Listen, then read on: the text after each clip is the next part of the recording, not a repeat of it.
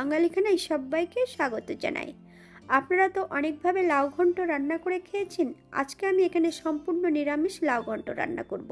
তবে খুব সহজে আপনিও শিখে নিতে পারবেন ছোট ছোট টিপস সহ, তবে মশলা ছাড়া। তেলের পরিমাণ কিন্তু যৎসামান্য। তবে আমি আজকে এখানে কিভাবে লাউ ঘন্ট রান্না করলাম চলুন সেটা একবার দেখে নেওয়া যাক ভিডিওর মাধ্যমে।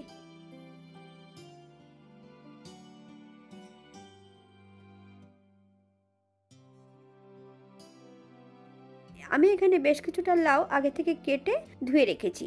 তবে লাউগুলো কিন্তু এমন সরু করে কেটে নিতে হবে।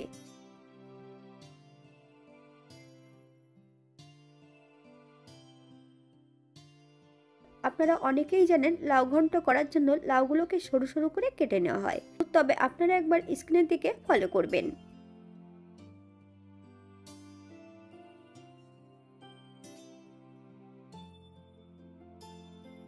একটা কড়াইতে বেশ কিছুটা সাদা তেল অ্যাড করেছি। প্রথমে আমি বেশ কিছুটা বিউলির ডালের বড়ি ভেজে নেব।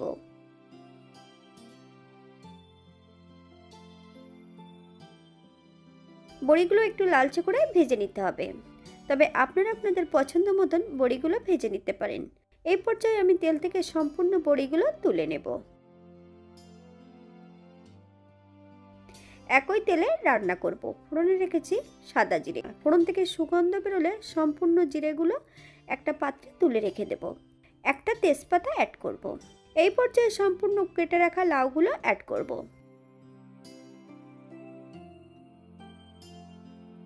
তিনটে চারটে কাঁচা লঙ্কা একটু ফালি করে অ্যাড করতে হবে, তবে আপনারা যেমন ঝাল পছন্দ করবেন তেমন অ্যাড করবেন। হাই ফ্লেমে বেশ কিছু সময় নেড়ে নিতে হবে।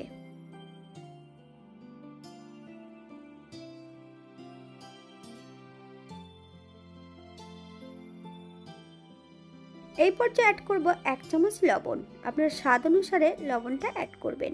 তবে লাউ ঘন্ট করার সময় কিন্তু গ্যাসের ফ্লেমটা হাইতে রাখতে হবে। আপনারা একবার স্ক্রিনের দিকে ফলো করবেন। বাঙালি রান্না ঘরোয়া উপকরণ দিয়ে। আপনাদের যদি রান্নাগুলো পছন্দ হয় তাহলে চ্যানেলটি সাবস্ক্রাইব করে দিয়ে পাশে থাকবেন। পাশে থাকা বেলটি বাজিয়ে দেবেন, নইলে নিত্য নতুন রান্নার নোটিফিকেশন পাবেন না। এই পর্যায়ে 10 থেকে 15 মিনিটের জন্য হাই ফ্লেমে ঢাকা দিয়ে রেখে দেব। তবে শুধু ঢাকা দিয়ে রাখলে হবে না, মাঝে মাঝে ঢাকা খুলে একটু নেড়ে চেড়ে দিতে হবে, নইলে কড়াইয়ের নিচটাতে লেগে যেতে পারে। 15 মিনিট পর এই পর্যায়ে একবার চেক করে নিতে হবে লাউগুলো সেদ্ধ হয়েছে কিনা।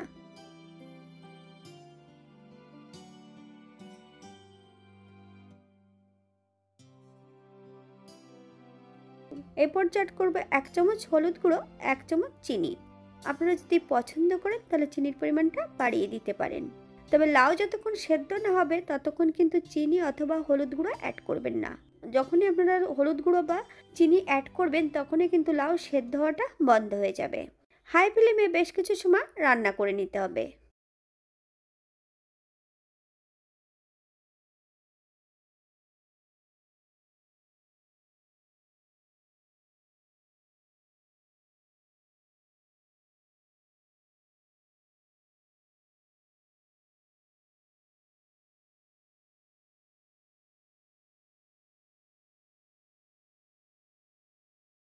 এই পর্যায়ে অ্যাড করব হাফ কাপ ফুল ক্রিম দুধ। আপনারা যদি পছন্দ করেন তাহলে পরিমাণে বাড়িয়ে দিতে পারেন।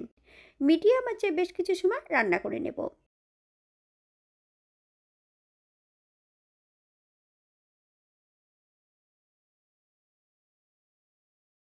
ভেজে রাখা বিউলির ডালের বড়িগুলো বেশ ভারী কিছু দিয়ে গুঁড়ো করে অ্যাড করব। তেলে ভেজে রাখা জিরেগুলো এই পর্যায়ে অ্যাড করে দেব। মিডিয়াম আঁচে বেশ কিছু সময় আবারও রান্না করে নিতে হবে।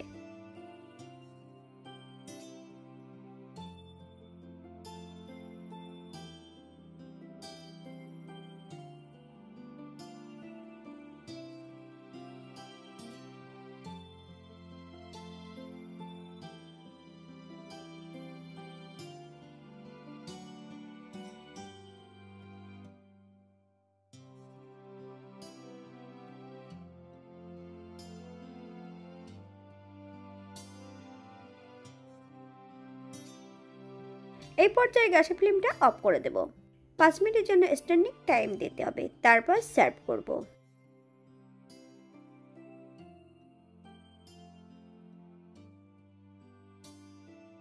এটা দেখতে যেমন ভারী সুন্দর হয়েছে, এটা খেতে কিন্তু অসম্ভব ভালো। আপনারা যে কোনো নিরামিষের দিন এটা রান্না করতে পারেন। যারা পেঁয়াজ রসুন পছন্দ করেন তারা অবশ্যই পেঁয়াজ রসুন অ্যাড করতে পারেন।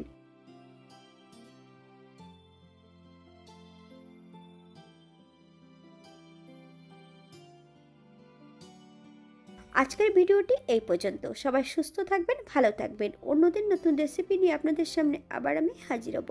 নতুন ও পুরনো সকল বন্ধুদের অসংখ্য ধন্যবাদ ভিডিওটি দেখার জন্য। হাতে যদি সময় থাকে তাহলে একটা লাইক, কমেন্ট, শেয়ার করবেন।